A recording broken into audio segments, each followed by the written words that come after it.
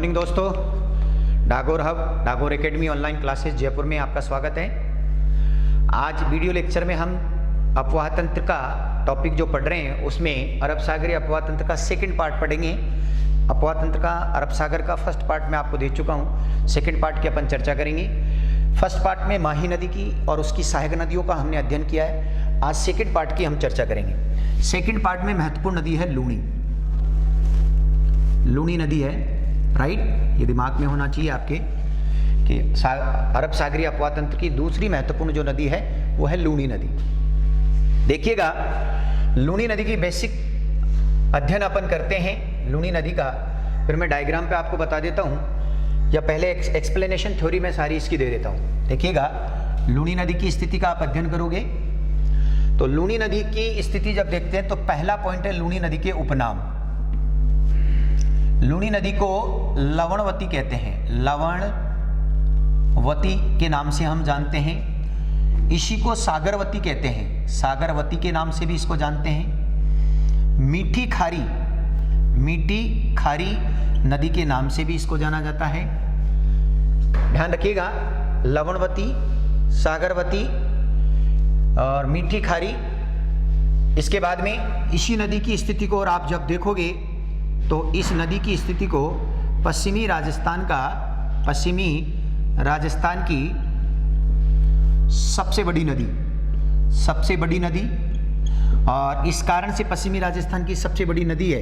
तो ये जो नदी है, फिर ध्यान रखिएगा, आप इस दृष्टिकोण में पढ़ोगे तो मारवाड़ की गंगा के नाम से संबोधित की जाती है। लवणवती कहते हैं, सागरवती कहते हैं, मीठी खारी कहते हैं।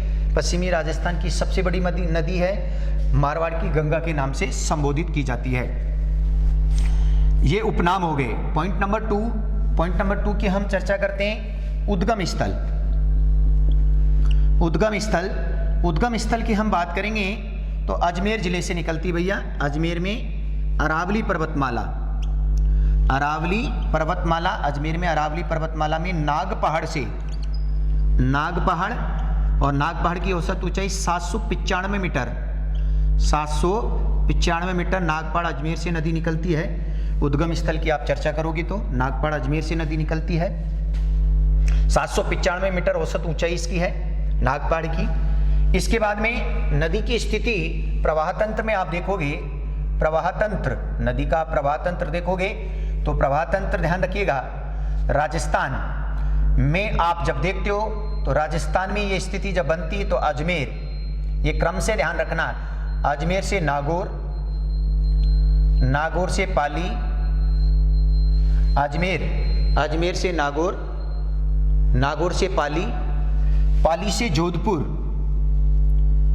और जोधपुर से बाड़मेर और बाड़मेर से जालोर। ये क्रम से है, ये सीक्वेंस क्रम से है और 6 जिलों में बहती है। नंबर 1 अजमेर, राजस्थान के अंदर आप जब देखोगे 6 जिलों में, नंबर 1 अजमेर, 2 नागौर, 3 पाली, 4 जोधपुर, 5 बाड़मेर और 6 जालोर। ठीक है। राजस्थान के बाद में नदी की स्थिति आप जब देखोगे तो नदी पहुंच जाती है कहाँ? गुजरात में पहुंच जाती है और गुजरात में कच्छ के जिले में प्रवेश करती है और कच्छ के रन में विलुप्त हो जाती है। कच्छ के रन में क्या हो जाती है भैया? विलुप्त हो जाती है। ये स्थिति लूणी नदी की है। ठीक है। इस बीच में लूणी नदी की स्थिति जब आप और देखोगे तो क्या क्या कंडीशन है यहां बनेगी लूणी नदी। ध्यान रखिएगा, प्रमुख सभ्यता, लूणी नदी के किनारे प्रमुख सभ्यता का आप अध्ययन करोगे तो इस नदी के किनारे बाड़मेर में एक सभ्यता स्थल है और सभ्यता का नाम है तिलवाड़ा की सभ्यता। बाड़मेर में तिलवाड़ा की सभ्यता है बाड़मेर में, और बाड़मेर में इस तिलवाड़ा की सभ्यता पर एक मंदिर है जिसका नाम है मल्लीनाथ का मंदिर है जी। और मल्लीनाथ के इस मंदिर पर गाय की नस्ल थार पारकर का क्या भरता है? पशु मेला भरता है। तो गाय की प्रसिद्ध नस्ल थार पारकर का पशु मेला मल्लीनाथ के मंदिर पर भरता है और ये राज्य का सबसे प्राचीन पशु मेला जाना जाता है। ये आपको ध्यान रखना। कुल अफवाह तंत्र का ध्यान रखिएगा, लगभग 10.41% लूनी नदी का है, जो राज्य में दूसरा स्थान रखती है। राज्य में दूसरा स्थान रखती है। प्रथम स्थान पर बनास है। प्रथम स्थान किसका है? बनास का माना जाता है। राज्य की वर्तमान में सबसे प्रदूषित नदी है, प्रदूषित नदी है। ध्यान रखिएगा, राज्य की वर्तमान में सबसे प्रदूषित नदी है। रंगाई छपाई का क्या कर उद्योग इस नदी के किनारे विकसित है। तो रंगाई छपाई के उद्योग के कारण ये नदी वर्तमान में प्रदूषित नदियों में शामिल है। नदी को हमने मीठी खारी कहा, तो मीठी खारी बालोतरा बाड़मेर, ध्यान रखिएगा, बालोतरा बाड़मेर तक पानी क्या है? पानी मीठा, और बाद में पानी क्या है? खारा हो जाता है। बाद में पानी खारा हो जाता है बालोतरा बाड़मेर के निकट, क्योंकि इस बालोतरा बाड़मेर में आप थोड़ा सा स्थिति देखोगे तो निकट नदी के निकट स्थिति में एक प्रसिद्ध झील है। उस झील का नाम जो है वो ध्यान रखिएगा पंचभद्रा झील है। और राज्य की और भारत की सबसे खारी झील है। राज्य एवं भारत की सबसे खारी झील है। और खारी झील के कारण पानी में लवणता के गुण घुल जाते हैं और नदी का पानी कैसा हो जाता है? खारा हो जाता है। ध्यान रखिएगा, उद्गम स्थल पर मैंने इसको सागरवती का नाम दिया, उद्गम स्थल पर इसको हम किस नाम से जानते हैं? सागरवती के नाम से जानते हैं। उपनाम में एक चीज और मैं साथ के साथ जोड़ देता हूं, इस नदी को रेल या नाड़ा कहा जाता है। रेल या नाड़ा। जालोर जिले में लूनी नदी का अपवाह तंत्र रेल या नाड़ा के नाम से संबोधित किया जाता है। यह लूनी नदी नेहड़ क्षेत्र का निर्माण करती है। किसका निर्माण करती है भैया? नेहड़ क्षेत्र का निर्माण करती है। लूनी नदी के पैंदे में बसा शहर बालोतरा है, जहां सबसे ज्यादा बाढ़ की स्थिति आती है। बहुत बार क्वेश्चन बन जाता है, उद्गम स्थल पर जब पानी की स्थिति बरसात की ज्यादा हो जाए तो लूनी नदी में बाढ़ की स्थिति को कहां देखा जाए? तो वो स्थिति बालोतरा बाड़मेर के अंदर आ जाती है। मारवाड़ जंक्शन नदी के किनारे स्थित है। ये सारा बेसिक चीज जो आपके मैंने बोर्ड पर दिया है, ये लूनी नदी का है। इसको डायग्राम पर मैं बताऊंगा। लूनी की कुछ प्रमुख सहायक नदियों की चर्चा और कर लेते हैं। जो प्रमुख सहायक नदियां लूनी की कौन कौन सी, उनका अपन अध्ययन करते हैं। लूनी की प्रमुख सहायक नदियां देखिएगा। लूनी की प्रमुख सहायक नदी जोजड़ी। लूनी की प्रमुख सहायक नदियों में जोजड़ी है। प्रमुख सहायक नदी लूनी की एक लिखा मैंने जोजड़ी के बाद में आप नदी देखोगे बांडी। ये बांडी है, ठीक है। बांडी के में एक नदी आकर मिलती है जिसका नाम है गोहिया, ठीक है। गोहिया के बाद में लीलड़ी, ये लीलड़ी प्रमुख सहायक नदी है। उसके बाद में मीठड़ी, ये मीठड़ी भी इसकी प्रमुख सहायक नदी है। फिर है, ध्यान रखिएगा, बांडी हो चुकी है। सूकड़ी प्रमुख नदी है। उसके बाद में जवाई, ये जवाई भी इसकी सबसे महत्वपूर्ण लंबी सहायक नदी है। इसके बाद में शागी और उसके बाद में मिस्री। ये सभी प्रमुख सहायक नदियां लूनी की सहायक नदियों में आती है। नंबर 1 जोजड़ी, नंबर 2 बांडी, एक आप कह सकते हो सरस्वती नदी भी है जो प्राचीन समय में आकर मिलती थी। सरस्वती, जोजड़ी, बांडी, गोहिया, लीलड़ी, मीठड़ी, सूकड़ी, जवाई, शागी, मिस्री। थोड़ा सा अपन जॉकिंग भरे डायलॉग में बात करें तो डिडी जितनी भी नदियां हैं सारी लूनी की है। अधिकांश पाली जिले से निकलती है और अधिकांश नदियां बाड़मेर के अंदर जाकर लगभग इस पाली मतलब बात करते हैं जवाई नदी में मिल जाती है, लूनी नदी में मिल जाती है। ये सारी स्थिति आप लूनी नदी के दृष्टिकोण में देख सकते हो, ठीक है। अब मैं इसको डायग्राम पर आपको बताता हूँ। पहले एक्सप्लेनेशन थ्योरी दे दी है, मैं दोबारा बता देता हूँ। लूनी जिसके उपनाम लवणवती, सागरवती, मीठी खारी, मारवाड़ की गंगा, रेल या नाड़ा, ये सारी स्थिति लूनी के उपनाम के साथ जानी जाती है। उद्गम स्थल अजमेर जिले में अरावली पर्वतमाला, नागपाड़ 795 मीटर औसत ऊंचाई के साथ निकलती है। प्रवाह तंत्र देखोगे तो राजस्थान में 6 जिलों से बहती है। नंबर 1 अजमेर, नागौर, पाली, जोधपुर, बाड़मेर और जालोर। और गुजरात के कच्छ जिले में प्रवेश करके कच्छ के रण में मिल जाती है। इस बीच कुल लंबाई यदि आप इसकी देखोगे तो 495 किलोमीटर और 330 किलोमीटर की लंबाई है राजस्थान में। कुल लंबाई इसकी 495 किलोमीटर मानते हैं, और राजस्थान में इसकी जो लंबाई मानी जाती है वो कितनी मानी जाती है, 330 किलोमीटर। ये सारी स्थिति एक्सप्लेनेशन थ्योरी।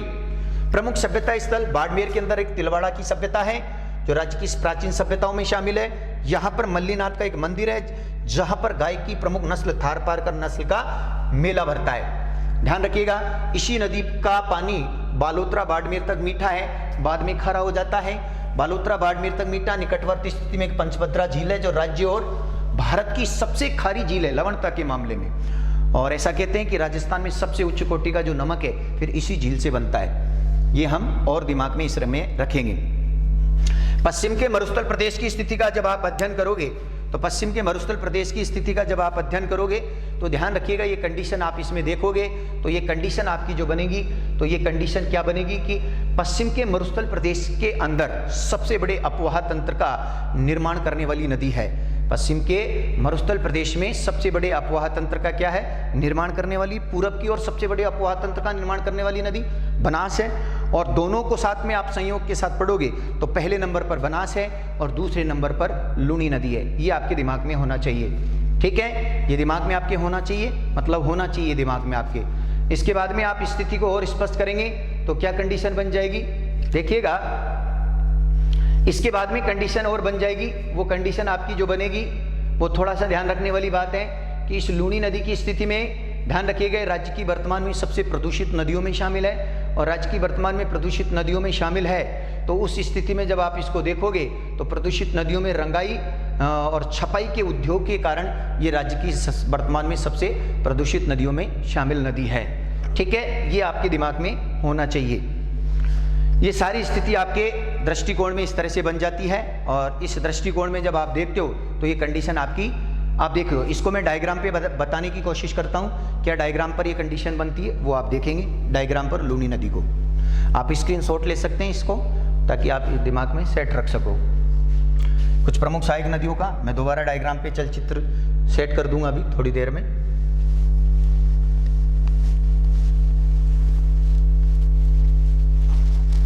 देखिएगा,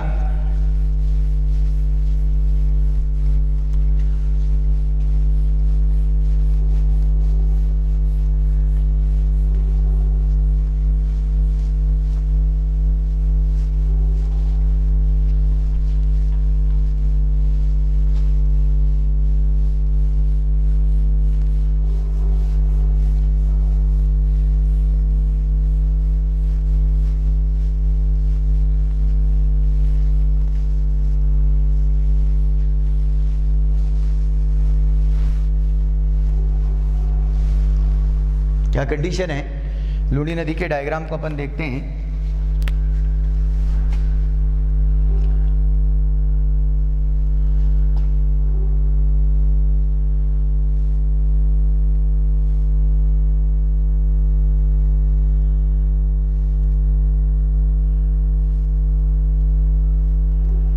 यह है नाग पहाड़ और इस नाग पहाड़ से अपन ने निकाली है लूनी नदी।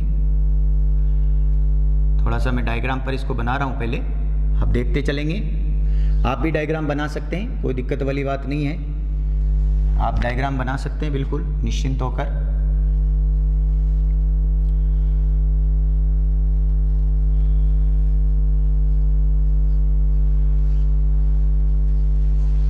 थोड़ी सी पश्चिम के राजस्थान के मरुस्थल क्षेत्र की सबसे बड़ी नदी की स्थिति को हम यहाँ इसमें प्रदर्शित करने की कोशिश में हैं, ठीक है।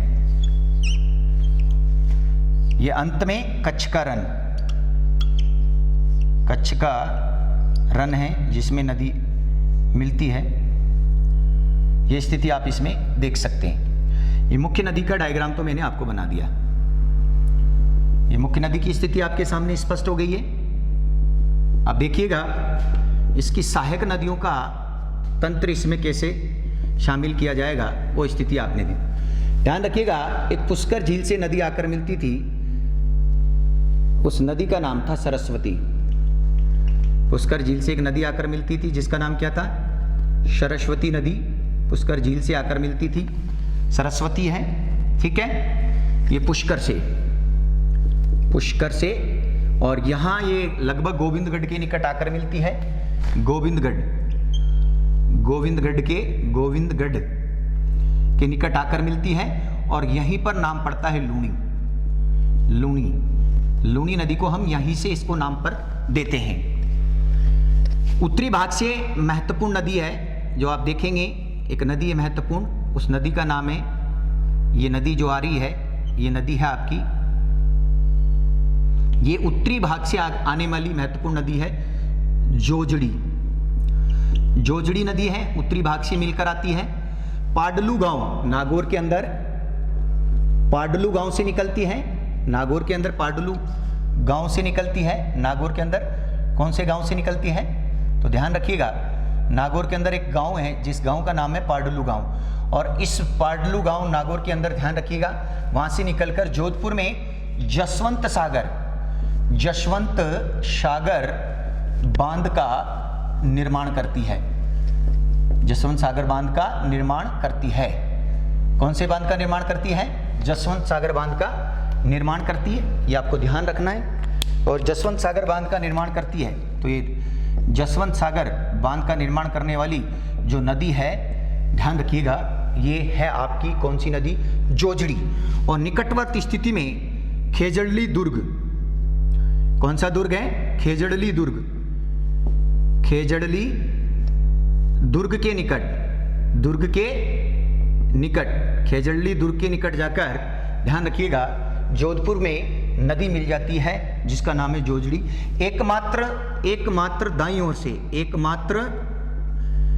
दाईं ओर से मिलने वाली नदी है, दाईं ओर से मिलने वाली नदी है जो अरावली पर्वतमाला से नहीं निकलती। ये आप थोड़ा सा इसमें दिमाग में डाल लीजिएगा, ये नदी है आपकी जोजड़ी। अब बाकी की सारी जो नदियां हैं वो दाईं ओर से निकलती है, बाईं ओर से आती है। और बाईं ओर के दृष्टिकोण में जब देखते हैं तो हम नदियों की स्थिति का अध्ययन करते हैं, कौन सी नदियों को हम इसमें बनाएंगे वो नदी देखेंगे। देखिएगा पहली नदी अपन डाल रहे हैं वो है बांडी नदी।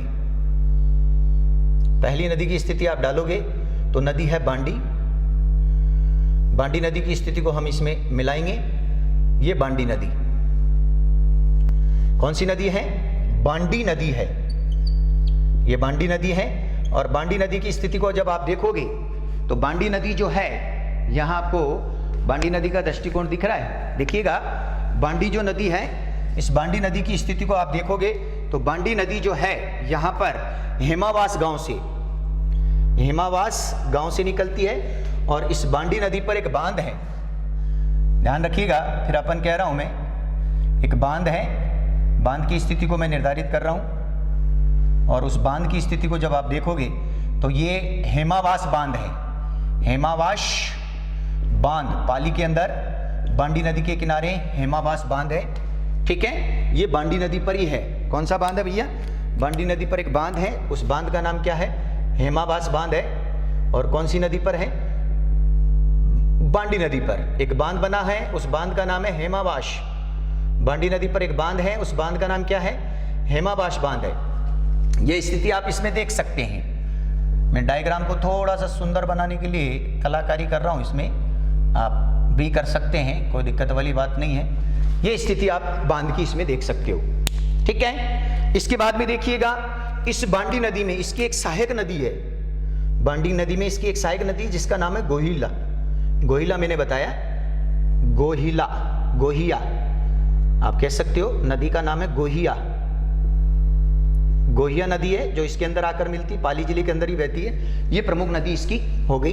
तो हेमावास गांव से निकलती बांडी नदी, और अंत में जब आप देखोगे तो जोधपुर की सीमा के निकट जाते जाते किसमें मिल जाती है? लूनी नदी में। इसके बाद में अगली नदी आप देखोगे, अगली नदी जो है बांडी के बाद में छोटी सी नदियां हैं, आप मिला सकते हो उनको। सीधी स्थिति में आप जब देखोगे छोटी सी नदियों की स्थिति का आप अध्ययन करोगे तो यहां से नदियां आप मिला सकते हो। ये नदियां हैं, ये नदी है, राइट। इस नदी की स्थिति का जब आप देखोगे तो ये नदी है, ध्यान रखिएगा, लीलड़ी। कौन सी नदी है? ये लीलड़ी नदी है जो पाली जिले से निकलती है। ये लीलड़ी की स्थिति हो गई। इसके बाद में छोटी सी नदी एक और आप मिला दो दक्षिण की ओर से ही, ध्यान रखिएगा। लीलड़ी के बाद में ये नदी है मीठड़ी, ये मीठड़ी नदी है, ये लीलड़ी नदी है, ठीक है। इसके बाद में फिर एक महत्वपूर्ण नदी आप निकालोगे, उस नदी का नाम है सूकड़ी। ये महत्वपूर्ण नदी है, ध्यान रखिएगा, ये सूकड़ी है, सूकड़ी नदी है, सूकड़ी नदी। और इस सूकड़ी नदी पर फिर आप कह सकते हो एक बांध बना हुआ है। सूकड़ी नदी पर एक बांध है, उस बांध की स्थिति का आप अध्ययन करोगे तो सूकड़ी नदी पर एक बांध बना हुआ है, वो भी आपको दिमाग में रखना है। सूकड़ी नदी पर बाकली बांध है, सूकड़ी नदी पर एक बांध बना हुआ है, उस बांध का नाम है बाकली बांध। कौन सा बांध है भैया? सूकड़ी नदी पर एक बांध है, बाकली बांध है। यहां पर बाकली बांध है सूकड़ी नदी पर, यह हेमावास बांध है बांडी नदी पर, ठीक है। बाकली बांध बना हुआ है, और बाकली बांध कहां बना हुआ है? सूकड़ी नदी पर बना हुआ है, ठीक है। इसके बाद में अगली सबसे महत्वपूर्ण जो नदी है वो नदी है, ध्यान रखिएगा, जवाई नदी। अगली महत्वपूर्ण नदी है वो नदी है जवाई नदी। इस जवाई नदी की स्थिति को और आप देखेंगे, यहाँ स्थिति और अच्छी से आपसे बना सकते हो। जवाई नदी पर ध्यान रखिएगा, पाली जिले में निकलती, गोरैया गांव से, गोरिया गांव से निकलती है, पाली जिले में गोरिया गांव से निकलती है। और इस नदी पर भी एक महत्वपूर्ण बांध बना हुआ है। इस नदी पर बहुत अच्छे से आप जब देखोगे तो नदी पर एक महत्वपूर्ण बांध बना हुआ है। उस बांध की स्थिति का जब आप अध्ययन करोगे तो अच्छे से आप दिमाग में रखिएगा, एक बांध बना हुआ है, उस बांध का नाम है जवाई बांध। कौन सा बांध बना हुआ भैया? जवाई बांध बना हुआ है। और जवाई बांध की स्थिति का जब आप अध्ययन करोगे तो ये जवाई बांध, बहुत अच्छा क्वेश्चन यहां से पूछा जाता है। जवाई नदी पर जवाई बांध है, जवाई बांध है जो मारवाड़ का अमृत सरोवर, मारवाड़ का क्या कहलाता है? अमृत सरोवर कहलाता है, मारवाड़ का अमृत सरोवर कहलाता है जवाई बांध। और जिससे आप कह सकते हो कि इस बांध से पानी की पूर्ति फिर आप देखोगे तो जालोर, पाली और बाड़मेर, इन क्षेत्र में पानी की पूर्ति की जाती है। ये स्थिति, इस जवाई बांध में एक पानी की परियोजना की स्थिति का अध्ययन आप करोगे तो एक सुरंग है, इसका नाम है शेई जल सुरंग परियोजना, शेई जल सुरंग परियोजना, सुरंग परियोजना।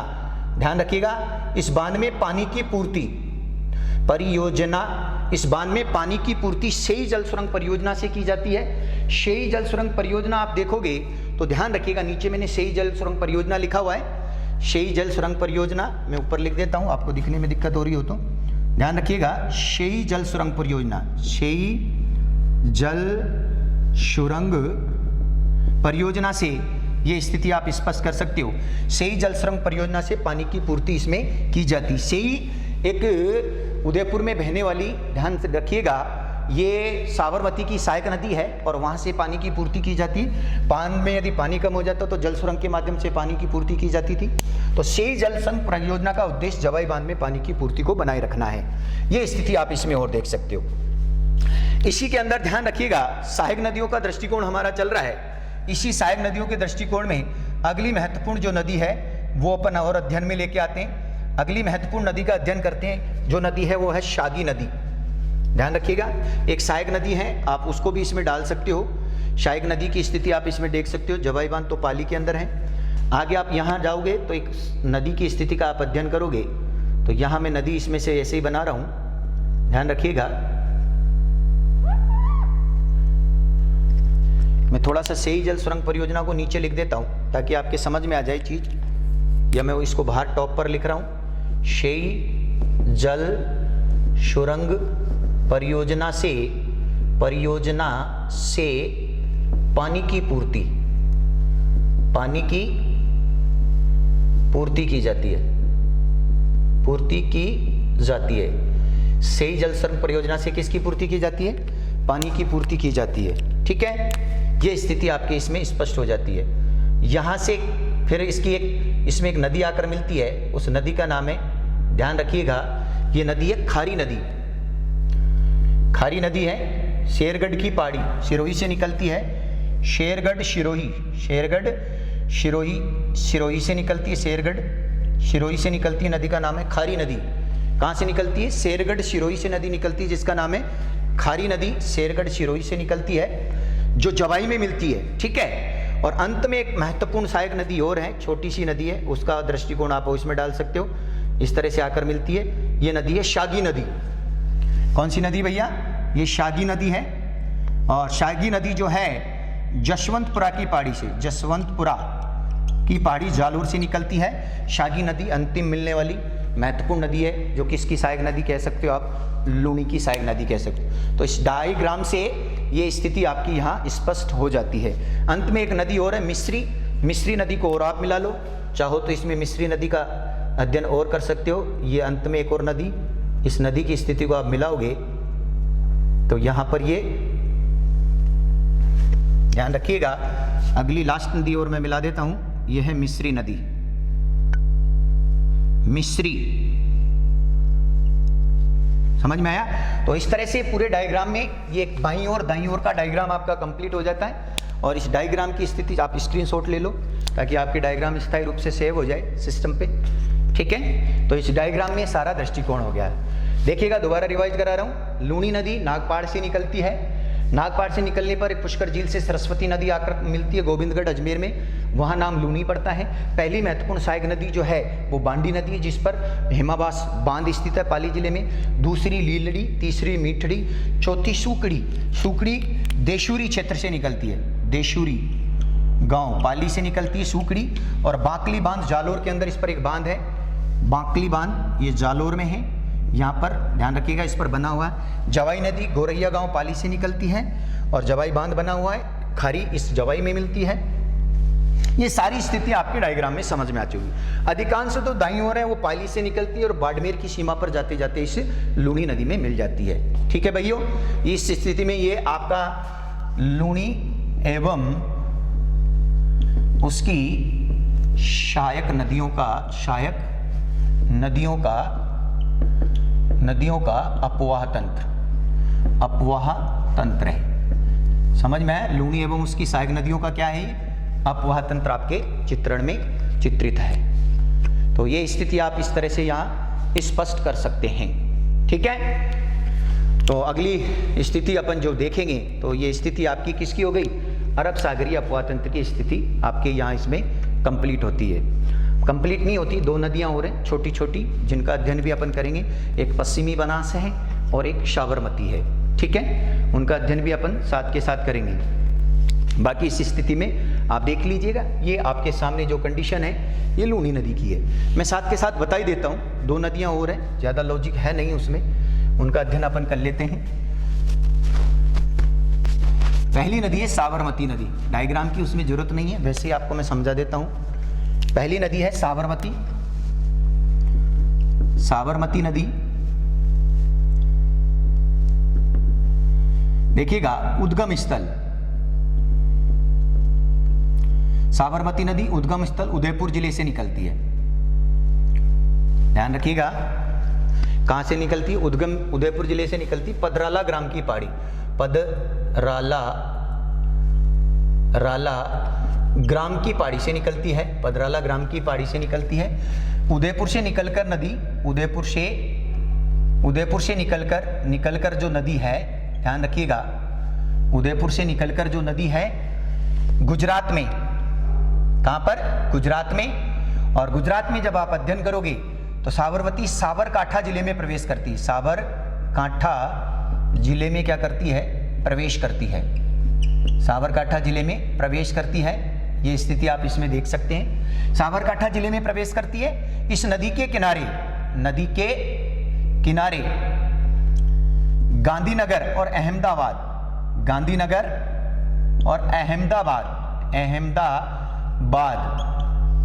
ध्यान रखिएगा, दो प्रमुख शहर स्थित है। गांधीनगर और अहमदाबाद दो प्रमुख शहर इस साबरमती नदी के किनारे।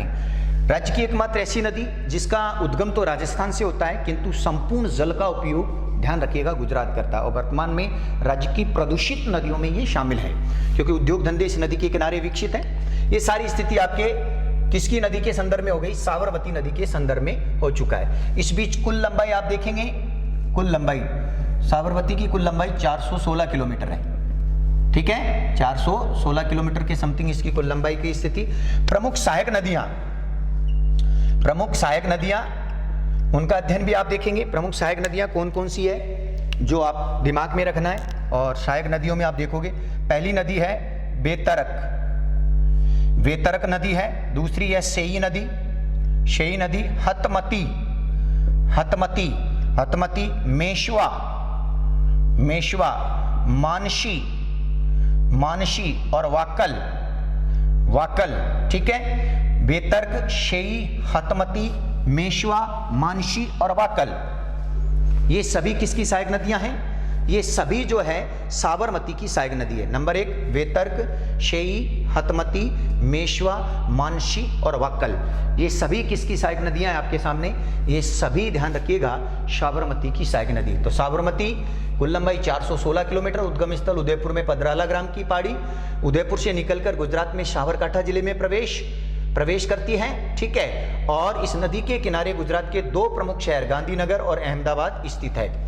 प्रमुख सहायक नदियों में बेतर्क, शेई, हतमती, मेशवा, मानसी और वाकल, एक सबकी ये जो है नदियां, ये ध्यान रखिएगा साबरमती की प्रमुख सहायक नदी है। अंतिम एक छोटी सी नदी और है पश्चिमी बनास, जो भी अरब सागरीय अपवाह तंत्र को पूरा करती है, उसका अध्ययन और कर लेते हैं। आप स्क्रीनशॉट ले सकते हैं। लूनी का डायग्राम मैंने मिटाया नहीं ताकि आप बार बार देखें, बहुत सारे क्वेश्चनों का अध्ययन इसमें लूनी से मिलता है, ठीक है। देखिएगा अंतिम नदी है अपवाह तंत्र अरब सागरी की, उसका अध्ययन और कर लेते हैं। पश्चिमी बनास,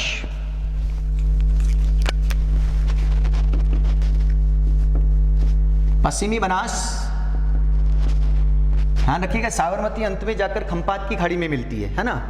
पश्चिमी बनास, उद्गम स्थल नया सोनवरा क्षेत्र सिरोही, नया सोनवरा, नया सोनवरा सिरोही क्षेत्र से निकलती है और सिरोही से गुजरात के अंदर, सिरोही से गुजरात में साबर बनासकांठा, बनासकांठा जिले में प्रवेश करती है, जिले में प्रवेश, बनासकांठा जिले में प्रवेश करती है।